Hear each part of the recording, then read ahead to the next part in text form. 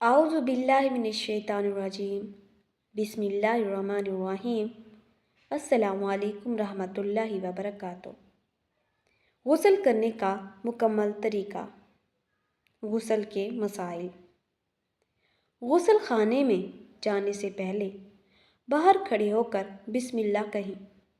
اگر غسل خانے میں ہی بیت الخلاء ہو تو ورنہ اندر جا کر بھی بسم اللہ کہہ سکتے ہیں، کیونکہ جہاں لیٹرین یا بیت الخلاء ہو وہاں اللہ کا نام نہیں لے سکتے، اور نہ ہی اس کے اندر کوئی آیت یا دعا پڑھ سکتے ہیں۔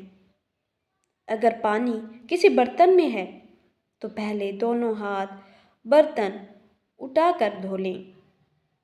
اگر مگ ہے تو مگ سے پانی ہاتھوں پر ڈال لیں۔ اگر ٹوٹی ہے تو شاور یا ٹوٹنی کھول لیں اور ہاتھ دھو لیں۔ اس کے بعد استنجا کریں، پھر وضو کی طرح وضو کریں۔ پاؤں دھو لیں، چاہے تو چھوڑ دیں۔ پھر اگر سر کے بال کھولنے ہیں تو کھول لیں، ورنہ بغیر بال کھولے گیلے ہاتھ بالوں کے اندر لے جا کر بالوں کی جڑوں اور سر کی جلد کو خوب گیلا کریں۔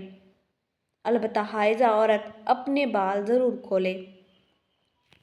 شیمپو یا صابن لگانا ہے تو لگا لیں، تو یہ غسل کا لازمی حصہ نہیں ہے۔ اب سر پر 3 بار پانی ڈالیں کہ صابن یا شیمپو بالوں سے نکل جائے۔ اب جسم کے دائیں طرف 3 بار پانی ڈالیں، پھر بائیں طرف 3 بار پانی ڈالیں۔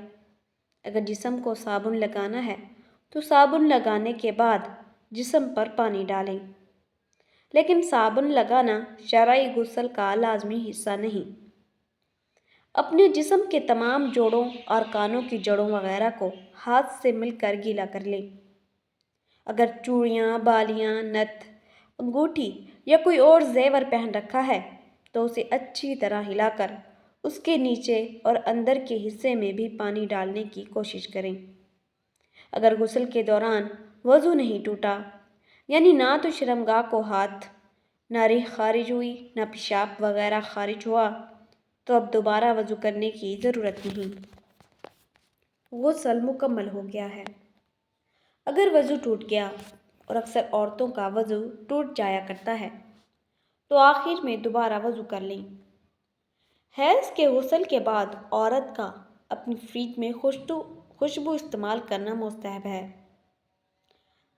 جس کا طریقہ یہ ہے کہ روئی کے ساتھ خوشبو لگا کر اسے اندر لگا لے۔ خوشبو لگانے سے جراثیم مر جاتے ہیں اور بو زائل ہو جاتی ہے۔ اگر خوشبودار صابن لگا لیں تو وہ بھی کفایت کر جائے گا، بشرطیکہ کا وہ حساس جگہ کی جلد کے لیے نقصان دہ نہ ہو۔ یاد رہے کہ خوشبو لگانا فرض نہیں بلکہ مستحب ہے۔ جسم پوچھنے کے لیے تولیہ کا استعمال کرنا جائز ہے۔ نہ کریں تو بھی یہ لازمی نہیں، لیکن صحابہ اسے تکلف سمجھتے اور عموماً استعمال کرنا ناپسند کرتے تھے، کیونکہ وہ سادگی پسند تھے اور تکلفات سے دور۔ تمام کپڑے پہننے کا آغاز دائیں طرف سے کریں، مثلاً قمیض یا پاجامہ یا بنیان وغیرہ۔ پہلے وہ کپڑے پہنیں جو زیادہ ساتر ہیں، اور گلے میں پہنے جانے والا کپڑا ہی عورت کے لیے زیادہ ساتر ہے، یعنی قمیض، لیکن مرد کے لیے نیچے ٹانگوں پر پہنے جانے والا کپڑا زیادہ ساتر ہے، یعنی شلوار، پاجامہ، تہمد وغیرہ۔ غسل خانے سے باہر نکلنے کے بعد کلمہ شہادت پڑھیں۔ ترجمہ: میں گواہی دیتی ہوں کہ اللہ کے سوا کوئی عبادت کے لائق نہیں، وہ ایک ہے، اس کا کوئی شریک نہیں، اور حضرت محمد صلی اللہ علیہ وسلم اس کے بندے اور رسول ہیں۔ اور پھر یہ دعا پڑھیں: اللہم اجعلنی من التوابین واجعلنی من المتطہرین۔ اے اللہ، مجھے بہت توبہ کرنے والوں اور بہت پاکیزہ رہنے والوں میں سے بنا دیں۔ یہ ترمذی کی حدیث شریف ہے۔ خبردار!